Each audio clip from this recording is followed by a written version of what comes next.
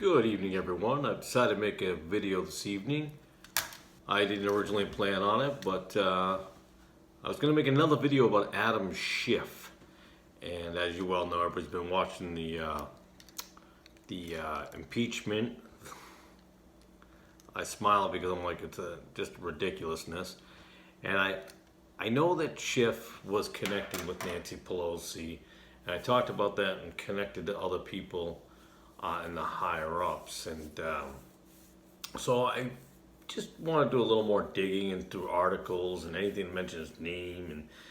And I was interested in the fact that he came from Framingham, Mass, and then he moved out to California. So I was interested in why he did that, but I realized he went to Stanford and Harvard Law.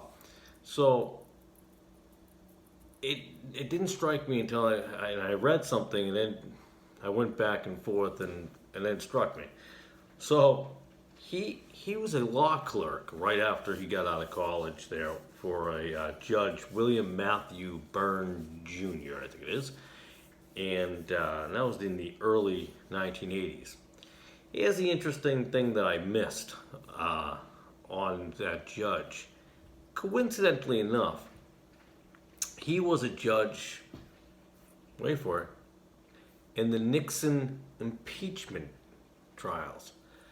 I found that a rather coincidental thing, huh? So here it is. Now Schiff gets to be in that same limelight. And Judge Byrne had discovered some things that I believe actually he was appointed by Nixon, if I'm not mistaken, and then he had discovered other things, and the other things came out. And any of you who know the Watergate deal and the Pentagon Papers know what I'm talking about. And if you don't, I'm not going to do a video on that right now. You can go into that yourself or look up some, because I'm sure there are just thousands of videos about it at this point in time. But I thought that was interesting. So I was just really struck by that. So now there's an impeachment. It's amazing how this is all working out. So the judge that he was a law clerk for was actually, well, he was a law clerk for that judge, was in the impeachment trial of Richard Nixon. He's connected with Nancy Pelosi, the J. Getty family, because Getty is with Nancy Pelosi and the Feinsteins and all of that good stuff. And Nancy Pelosi, as we all know, is hooked up with Soros, and along with Feinstein to her husband through an investment firm. It's a great fun thing to look into. So there's that connection there. So in the early 80s, when he became Schiff, that is, a U.S. Attorney General, or an assistant, I should say, in Central California, he got to work on a Russian spy case. Wow, this is pretty exciting stuff here. So he was involved with prosecuting a gentleman named Richard Miller, who was an FBI agent who was convicted of espionage, spying for Russia.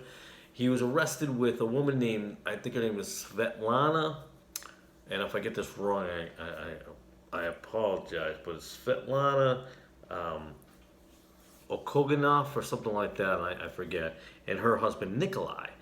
And so now it was like a sex to document scandal, and which was quite interesting. So now we have the Soviet spy thing going on. Now also, remember, Adam Schiff is also writing manuscripts and screenplays and spy novels. Wow. So a judge that he worked for was on the impeachment trial with Richard Nixon. Then he gets this case of Russian spying and all this good stuff. I'm like, man, this guy's got it going on here. So he's in some pretty good positions to work. By the way, how he got some of those positions is very strange. And that's another story. But so he went on to do that trial, was convicted. But then Richard Miller his case was overturned because the judge David Vreeland, I think his name was, the judge didn't admit the polygraph stuff that I guess ended up proving that Richard Miller was telling the truth, and so was Svetlana. They were forced into lying or admitting to things that they did not do because they were confused, they were badgered, and I thought that is fascinating. So then they were released, or she was released 8 or 13 years later, or something like that. Now remember, I said something about Soros. Nancy Pelosi hooked up George Soros, all that. We know that. That's fine. I mean, if you don't know that, I don't know how you don't know that. Okay, but now, here's the best part. So it had come out at one point that Melissa Schiff was married to George Soros' son, and they go, "Oh, that's not true. that's false." Some are saying that's false. It's fact checking. Well, then explain to me how in New York Times they have the wedding, or the announcement wedding date there they have, back in 1992. I don't think they went back in time in New York Times to plant something of a lie. So they kind of messed up with that. So there seems to be a problem here. So, well now, seems to be connected all over the place here. This is great stuff for when he wants to write his spy novels, don't you think? He's an agent. I think he does hate Russia, though. I got a feeling he hates Russia. And from my understanding, he also has dual citizenship in Israel. Wow, this can it be more suspicious at all? No, nothing. You want to go after Trump on a phone call, but Schiff got all these things. By the way, I also think someday we should put into law that we should be able to impeach senators and U.S. House Representatives or reps or anything like that. That's what I think.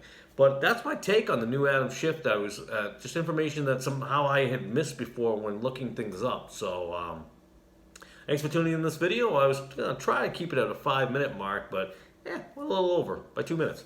I apologize. Thank you for tuning in. I appreciate it. And as always, God bless and have a great evening.